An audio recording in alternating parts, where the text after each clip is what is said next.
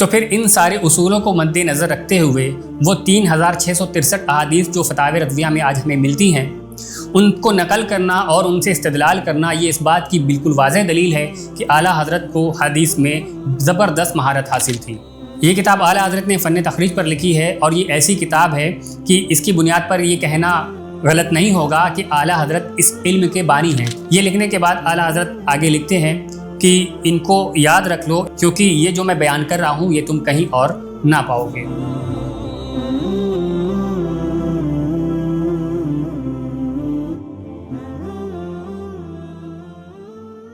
بسم اللہ الرحمن الرحیم۔ السلام علیکم ورحمۃ اللہ وبرکاتہ۔ آج کی ہماری گفتگو کا عنوان ہے اعلیٰ حضرت کی حدیث میں مہارت۔ اسلام میں قرآن کریم کے بعد جو دوسرا سب سے بڑا سورس آف انفارمیشن ہے وہ ہے حدیث رسول۔ اللہ تعالیٰ نے قرآن کریم کے لیے تو حفاظت کا وعدہ فرما دیا ہے، لیکن حدیث رسول کے لیے اس طرح کا وعدہ نہیں فرمایا۔ اس طرح بہت بار ایسا ہوتا ہے کہ حدیثوں کو بیان کرنے والے جو راوی ہوتے ہیں ان میں کئی راوی جو ہیں بیچ میں ضعیف آ جاتے ہیں، اور ان کی وجہ سے کچھ الفاظ الگ سے حدیث میں شامل ہو جاتے ہیں جو کہ حضور صلی اللہ علیہ وسلم نے ارشاد نہیں فرمائے ہوتے۔ اور بہت بار ایسا بھی ہوتا ہے کہ کچھ راوی جو کہ اپنی طرف سے کوئی بات بنا کر اسے مشہور کر دیتے ہیں، اور پھر لوگ اس کو حدیث سمجھنے لگتے ہیں، اور یوں سمجھتے سمجھتے وہ باتیں حدیثوں کی کتابوں میں بھی درج ہو جاتی ہیں، اور پھر بعد والے لوگ ان کو حدیث سمجھنے لگتے ہیں، یعنی کہ اصل میں وہ حدیث نہیں ہوتی، اور پھر بھی وہ حدیث کے طور پہ مشہور ہو جاتی ہے۔ مگر اللہ تعالیٰ وقتاً فوقتاً اپنے خاص بندوں کو بھیجتا رہتا ہے دنیا میں، جو کہ لاکھوں حدیثوں کے حافظ ہوتے ہیں، اور ان حدیثوں کے بیان کرنے والے راویوں کے احوال سے بھی اچھی طرح سے واقف ہوتے ہیں، اور اس طرح سے وہ صحیح کو غلط سے الگ کر دیتے ہیں۔ اور ان میں سے ایک بڑا نام ہے امام احمد رضا خان فاضل بریلوی رحمۃ اللہ علیہ کا، جنہیں دنیا اعلیٰ حضرت کے نام سے جانتی ہے۔ اعلیٰ حضرت کو 50 سے زیادہ علوم حاصل تھے، اور اعلیٰ حضرت نے صرف قرآن کا ترجمہ نہیں کیا، صرف فقہ پر خدمت نہیں کی، بلکہ حدیث رسول پر بھی ایسی زبردست خدمت کی ہے کہ نہ صرف آج کے علماء بلکہ ان کے اپنے زمانے کے بڑے بڑے علماء، عرب کے علماء ان کی ان خدمات کو تسلیم کرتے تھے، ان کی مہارت کو تسلیم کرتے تھے۔ اعلیٰ حضرت کی تمام کتب میں جو سب سے ضخیم کتاب ہے اس کا نام ہے فتاوی رضویہ۔ اس کتاب میں اعلیٰ حضرت نے نہ صرف اپنے پرانے علماء سے ان کی کتابوں سے فتاوی نقل کیے، بلکہ اس کتاب میں ہمیں 3663 احادیثیں بھی ملتی ہیں، وہ حدیثیں جن سے اعلیٰ حضرت نے استدلال کیا ہے۔ اور صرف اعلیٰ حضرت نے ان حدیثوں کو نقل ہی نہیں کیا، بلکہ اس طور پر نقل کیا کہ جو حدیث جس مسئلے میں فٹ ہو سکتی ہے اس کو صرف وہیں پر نقل کیا۔ جیسے کچھ اصول ہوتے ہیں حدیثوں کو پیش کرنے کے کہ جہاں پر معاملہ فضائل اعمال اور فضیلت کا ہو تو وہاں پر ضعیف حدیثیں بھی قبول ہو جاتی ہیں، جہاں پر معاملہ حلال و حرام کا ہو تو وہاں پر مشہور احادیث قبول کی جاتی ہیں، جہاں پر معاملہ عقیدے کا ہو تو وہاں پر متواتر حدیث قبول کی جاتی ہیں۔ تو اعلیٰ حضرت سے جب بھی کوئی سوال کیا جاتا تھا، اور اعلیٰ حضرت جب بھی کسی سوال کا جواب دیتے تھے اور اس پر جو حدیثیں پیش کرتے تھے، تو اعلیٰ حضرت اس بات کا مکمل خیال رکھتے تھے کہ جو حدیث میں بیان کر رہا ہوں یہ اس کے اصول پر، اس کے معیار پر فٹ ہوتی ہے یا نہیں۔ تو پھر ان سارے اصولوں کو مد نظر رکھتے ہوئے وہ 3663 احادیث جو فتاوی رضویہ میں آج ہمیں ملتی ہیں ان کو نقل کرنا اور ان سے استدلال کرنا، یہ اس بات کی بالکل واضح دلیل ہے کہ اعلیٰ حضرت کو حدیث میں زبردست مہارت حاصل تھی۔ اعلیٰ حضرت نے احکام کو اخذ کرنے، فقہ الحدیث پر، اصول حدیث پر، اسماء و رجال پر بہت ساری کتابیں لکھی ہیں، اور ان میں سے چند مشہور کتابیں یہ ہیں: الروض البہیج فی آداب التخریج، یہ کتاب اعلیٰ حضرت نے فن تخریج پر لکھی ہے، اور یہ ایسی کتاب ہے کہ اس کی بنیاد پر یہ کہنا غلط نہیں ہوگا کہ اعلیٰ حضرت اس علم کے بانی ہیں، کیونکہ جس طرح سے یہ کتاب اعلیٰ حضرت نے لکھی ہے اس طرح سے اس سے پہلے کوئی دوسری کتاب موجود نہیں ہے۔ دوسری مشہور کتاب ہے حاجز البحرین۔ یہ کتاب اعلیٰ حضرت نے 2 نمازوں کو جمع کرنے کے متعلق لکھی ہے، اور اس پر فقہ حنفی کے موقف کو بیان کیا ہے، اور جو دلائل دوسرے لوگ پیش کرتے ہیں تحقیق سے ان کا جواب دیا ہے۔ ایک اور مشہور آپ کی کتاب ہے الفضل الموہبی۔ اس کتاب میں اعلیٰ حضرت نے فقہ حنفی کے اصولوں کو بیان کیا ہے۔ یہ کتاب ہمارے علماء کے لیے بہت مفید ہے۔ اعلیٰ حضرت کی کچھ اور مشہور کتابوں کے نام میں یہاں پر پیش کر دیتا ہوں: النجوم الثواقب، النہی العقید، الحادی الکاف، مدارج الطبقات، منیر العین۔ اعلیٰ حضرت نے جو احادیث پر کام کیے ہیں ان میں 5 چیزیں بہت خاص نظر آتی ہیں: مسئلے سے متعلق احادیث کی روایت اور متون احادیث کا بہت بڑا ذخیرہ، مصطلحات احادیث کی وضاحت اور ان کی باریکی، روات کی جرح و تعدیل، بظاہر متضاد احادیث میں تطبیق۔ یہ 5 چیزیں خاص نظر آتی ہیں اعلیٰ حضرت کی کتابوں میں۔ اور اس کے علاوہ احادیث کے متن اور اسناد پر جتنی گہری اعلیٰ حضرت کی نظر تھی اور جو آپ کی یادداشت تھی اس کا کوئی ثانی میں نہیں ملتا۔ ان کے زمانے کے ایک بڑے صوفی بزرگ تھے، ان کا نام تھا حاجی امداد اللہ مہاجر مکی رحمۃ اللہ علیہ۔ انہوں نے اعلیٰ حضرت کی بارگاہ میں ایک سوال پیش کیا، لیٹر لکھ کر۔ سوال میں یہ کہا گیا تھا کہ درود تاج جو پڑھی جاتی ہے اور اس میں حضور نبی کریم صلی اللہ تعالیٰ علیہ وسلم کو دافع البلا کہا گیا ہے، تو کیا یہ کہنا صحیح ہے؟ تو ان کے جواب میں اعلیٰ حضرت نے ایک پورا رسالہ لکھا اور رسالے کا نام ہے الامن والعلا لنعیت المصطفیٰ بدافع البلا، اور اس رسالے میں 300 احادیث لکھ کر اعلیٰ حضرت نے یہ ثابت کیا کہ نبی کریم صلی اللہ تعالیٰ علیہ وسلم واقعی دافع البلا ہیں۔ اسی طرح اعلیٰ حضرت کے ایک استاد تھے مرزا غلام قادر بیگ، انہوں نے اعلیٰ حضرت سے ایک سوال کیا کہ نبی کریم صلی اللہ تعالیٰ علیہ وسلم کی جو فضیلت ہے تمام انبیاء پر وہ کس طرح سے ہے؟ تو اعلیٰ حضرت نے ان کے جواب میں ایک اور رسالہ لکھا، اس کا نام ہے تجلی الیقین، اور اس کتاب میں اعلیٰ حضرت نے 100 سے زیادہ احادیث جمع کی اور نبی کریم صلی اللہ تعالیٰ علیہ وسلم کی دوسرے تمام انبیاء پر فضیلت ثابت کی۔ اس طرح اعلیٰ حضرت کے زمانے میں جب قادیانیت کا فتنہ بڑھا تو اعلیٰ حضرت نے ان کے رد میں ایک رسالہ لکھا جزا اللہ عدوا، اور اس رسالے میں اعلیٰ حضرت نے 121 احادیث درج کی اور یہ ثابت کیا کہ نبی کریم صلی اللہ تعالیٰ علیہ وسلم کے بعد دوسرا کوئی بھی نیا نبی نہیں آ سکتا، اور جو شخص ایسا دعویٰ کرتا ہے کہ نیا نبی آ سکتا ہے وہ شخص دائرہ اسلام سے خارج ہے۔ اسی طرح کانپور کے ایک عالم نے اعلیٰ حضرت سے سوال کیا کہ قحط کے دوران جو علماء اور عوام کے لیے کھانے پکائے جاتے ہیں ان کا شرعی کیا مسئلہ ہے؟ تو اعلیٰ حضرت نے اس کے جواب میں اور اس کے جواز میں 60 احادیث لکھ کر ان کا جواب دیا۔ اسی طرح اعلیٰ حضرت سے سوال کیا گیا تھا کہ کیا مردے سن سکتے ہیں؟ تو اعلیٰ حضرت نے ایک رسالہ لکھا سماع الموتیٰ، اور اس رسالے میں 177 احادیث درج کیا اور یہ ثابت کیا کہ مردے سنتے ہیں۔ اسی طرح داڑھی کے وجوب پر اعلیٰ حضرت نے ایک رسالہ لکھا لمعۃ الضحیٰ، اور اس کتاب میں اعلیٰ حضرت نے 56 احادیث درج کی۔ والدین کے حقوق پر اعلیٰ حضرت نے رسالہ لکھا اور اس میں 91 حدیث درج کی۔ سجدہ تعظیمی کی حرمت پر اعلیٰ حضرت نے ایک رسالہ لکھا اور اس میں 70 احادیث درج کی۔ اعلیٰ حضرت کو علم حدیث میں ایسی مہارت تھی کہ جب وہ کسی مسئلے پر گفتگو کرتے اور حدیثوں سے استدلال کرتے اور جس طرح سے دلیلوں کو بیان کرتے تھے، ایسا لگتا تھا کہ اعلیٰ حضرت کے سامنے ساری کتابیں کھول کر رکھ دی گئی ہیں اور وہ ان کو ایک ایک عبارت دیکھ کر پڑھتے جا رہے ہیں اور بیان کرتے جا رہے ہیں۔ کون سے محدث تھے، کس کتاب میں لکھا ہے، کس راوی سے اس کو نقل کیا ہے اور اس پر کیا حکم بنتا ہے، یہ ساری چیزیں اعلیٰ حضرت اس طرح سے بیان کرتے تھے جیسے اپنی آنکھوں کے سامنے دیکھ رہے ہوں۔ اس کی ایک مثال میں پیش کر دیتا ہوں کہ اعلیٰ حضرت نے ایک حدیث نقل کی کہ اپنی حاجتیں خوبصورت چہرے والوں سے طلب کیا کرو۔ اس حدیث کو لکھنے کے بعد اعلیٰ حضرت یوں لکھتے ہیں کہ اسے امام طبرانی نے معجم الکبیر میں، عقیلی نے، خطیب نے، تمام رازی نے فوائد میں، امام بہقی نے شعب الایمان میں، اور ان سبھی نے حضرت ابن عباس سے نقل کیا ہے۔ ابن ابی دنیا نے قضائع الحوائج میں، عقیلی دارقطنی نے افراد میں، طبرانی نے معجم الاوسط میں، خطیب نے روات مالک میں، ان سبھی لوگوں نے حضرت ابو ہریرہ رضی اللہ تعالیٰ عنہ سے روایت کیا ہے۔ ابن عساکر اور خطیب نے حضرت انس بن مالک سے بھی اس کو روایت کیا ہے، اور اس طرح اعلیٰ حضرت نے ڈھیروں اسناد اس حدیث کی بیان کی ہیں۔ سب محدثین کے نام بتائے، انہوں نے کس طرق سے نقل کیا، کس صحابی نے اس کو بیان کیا، یہ ساری باتیں اعلیٰ حضرت نے اس حدیث کے تعلق سے بیان کر دی۔ یہ ایک مثال اس بات کی واضح دلیل ہے کہ اعلیٰ حضرت کی ایک ایک حدیث پر کتنی گہری نظر ہوتی تھی اور ہر ایک حدیث کو اعلیٰ حضرت کتنی گہرائی سے جانتے تھے۔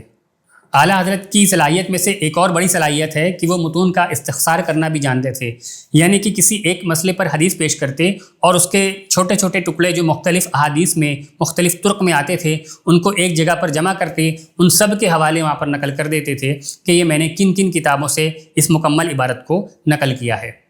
مثال کے طور پہ کئی احادیث میں اس طرح کے الفاظ آئے ہیں کہ حضور صلی اللہ علیہ وسلم نے فرمایا، میں محمد ہوں، میں احمد ہوں، میں آخر ہوں، میں جمع کرنے والا ہوں، میں توبہ کا نبی ہوں، میں رحمت کا نبی ہوں۔ ان تمام متون کو اعلیٰ حضرت نے جمع کیا اور اس کے بعد ایک ایک کر کے ان سب کے حوالے نقل کیے، اس طرح بیان کرتے ہیں۔ اسے احمد، طبرانی اور امام مسلم نے حضرت ابو موسیٰ اشعری سے، ابن سعد، ابن ابی شیبہ، امام بخاری، امام ترمذی نے حضرت حذیفہ رضی اللہ تعالیٰ عنہ سے، ابن مردویہ، ابو نعیم، ابن عساکر، دہلوی اور دوسرے لوگوں نے حضرت ابو طفیل سے، ابن عدی نے حضرت ابو ہریرہ رضی اللہ تعالیٰ عنہ سے ان احادیث کو بیان کیا ہے۔ اعلیٰ حضرت کی جو کتاب ہے الامن والعلا، اس میں ایک روایت کو اعلیٰ حضرت نے درج کیا اور وہاں پر ایک دعا کا ذکر ہے، اور وہ دعا یہ ہے کہ نبی کریم صلی اللہ تعالیٰ علیہ وسلم نے اللہ تعالیٰ کی بارگاہ میں عرض کیا کہ اے اللہ، حضرت عمر بن خطاب کے ذریعے سے یا پھر ابو جہل کے ذریعے سے اسلام کو تقویت عطا فرما۔ इस हदीस को नकल करने के बाद आला हज़रत ने इस हदीस के तुर्क 20 अलग अलग सहाबा से बयान किए हैं। इसी तरह एक और हदीस आला हज़रत ने रादुल कहत में ज़िक्र की है कि अल्लाह ताला के कुर्ब का ज़रिया बनने वाले बड़े आमाल ये हैं, सलाम करना, खाना खिलाना और रात को उस वक्त नमाज़ पढ़ना कि जब सब सो रहे हों। इस हदीस को भी आला हज़रत ने 10 सहाबा इकराम से बयान किया है और एक ताबई से बयान किया है, और इस हदीस के लिए आला हज़रत ने 23 हवाले नकल किए हैं। अगर कोई आला हज़रत की हदीस दानी देखना चाहता है तो उसे चाहिए कि आला हज़रत की ये किताब अल अम्न वल उला और दूसरी किताब अज़-ज़हरुल बासिम, इसका मुताला ज़रूर करें। आला हज़रत की एक मशहूर किताब है मुनीरुल ऐन, ये किताब आला हज़रत ने लिखी थी इस टॉपिक पर इस बात का जवाब देने के लिए कि किसी ने आला हज़रत से सवाल किया था कि अज़ान में जो अंगूठे चूम कर आँखों से लगाए जाते हैं ये कहाँ से साबित है, और फिर लोगों ने ये भी एतराज़ किया था, कुछ लोगों ने कहा था कि हदीस जो है वो ज़ईफ़ है और काबिल अमल नहीं है। तो रिवायत अहादीस के मुतालिक लोगों को जो मुगालते हो रहे थे उस वक्त, उस पर आला हज़रत ने ये एक मुकम्मल रिसाला लिखा मुनीरुल ऐन। ये तकरीबन 200 सफ़हात पर मुश्तमिल है और इस किताब में आला हज़रत ने रिवायत पर एतराज़ करने वालों को बहुत मुहक्किकाना जवाब दिया है। आला हज़रत इस रिसाले में उसूल हदीस की वज़ाहत में दर्ज झेल नकात बयान करते हैं जो मैं यहाँ पर आपको बयान कर रहा हूँ। सही ना होना ज़ईफ़ होने की दलील नहीं होता और मौजू होने की 15 निशानियाँ। ये लिखने के बाद आला हज़रत आगे लिखते हैं कि इनको याद रख लो क्योंकि ये जो मैं बयान कर रहा हूँ ये तुम कहीं और ना पाओगे। तो ये आला हज़रत का इल्म है। आला हज़रत को मालूम है कि जितनी तफसील से मैं यहाँ पर इन चीज़ों को, इन नकात को बयान कर रहा हूँ, ये तुम्हें किसी और किताब में इस तरह से जमा किया हुआ नहीं मिलेगा। फिर ज़ईफ़ हदीस की तक़वियत और ज़ईफ़ हदीस की कबूलियत और उस पर अमल में फ़र्क, रावी की सनद के बगैर ज़ाती तजुर्बा, कश्फ और इल्हाम के ज़रिए हदीस की तस्दीक, ज़ईफ़ और मौजू रिवायतों में फ़र्क, बाज़ अहादीस ऐसी जो कि सनद से ज़ईफ़ होती हैं लेकिन हकीकत में सही होती हैं, रावी के मजहूल होने के अक़साम और उनके अहकाम। और इसी तरह ऐसे कई मकामात पर लिखते हैं कि ये लिख लो, इसकी मिसाल तुम्हें कहीं और नहीं मिलेगी। और कुछ जगह फरमाते हैं कि ये मेरे लिए बतौर कश्फ खोला गया है। इसी तरह आला हज़रत को रावियों की तौसीक और जरा पर भी बहुत ज़बरदस्त महारत हासिल थी। एक रावी हैं, उनका नाम है मोहम्मद बिन इसहाक। इनको बहुत सारे मुहद्दिसीन ने इनके ऊपर कलाम किया है कि ये राफ़ज़ी थे, शिया थे।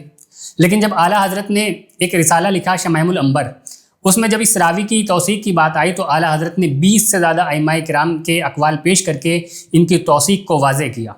इसी तरह आला हज़रत का एक और रिसाला है अल-महज्जतुल मुअतमिना। इसमें आला हज़रत ने ज़िम्मी के मस्जिद में दाखिले को बयान किया है और बयान करते हुए एक रावी का ज़िक्र आया अशस का। इस रावी को तक़रीबुत तहज़ीब में ज़ईफ़ कहा गया है, लेकिन आला हज़रत ने फिर अपनी तहकीक से इसको साबित किया कि इन पर जो जरा लगाई गई है वो जरा गैर मुफस्सर है और इस रावी की जो रिवायतें हैं वो हसन दर्जे की हैं।